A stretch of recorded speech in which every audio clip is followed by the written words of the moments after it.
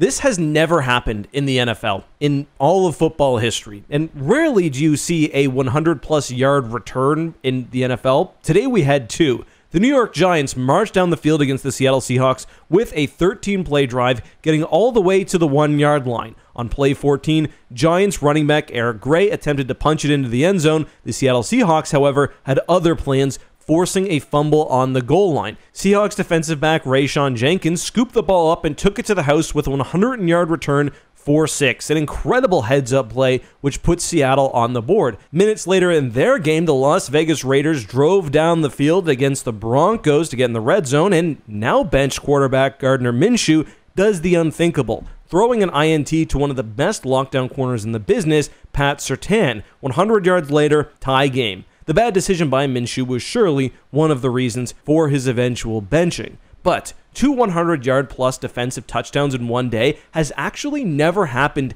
in NFL history, let alone with less than 10 minutes in between each one. When I first saw that stat line, I thought it might be a misprint or maybe I had some deja vu. But what makes this situation even more wild is that both returning players wore the same number, number 2. I think someone is seeing if we're paying attention. The Broncos were able to make use of their incredible defensive effort to hold on to the W against the Raiders, beating them 34-18. Their stifling defense forced the Raiders to make changes at QB, which saw the benching of the stash, Gardner Minshew, for Aiden O'Connell. For the Seahawks, however, it was all for naught, as they would lose to the Giants 29-20.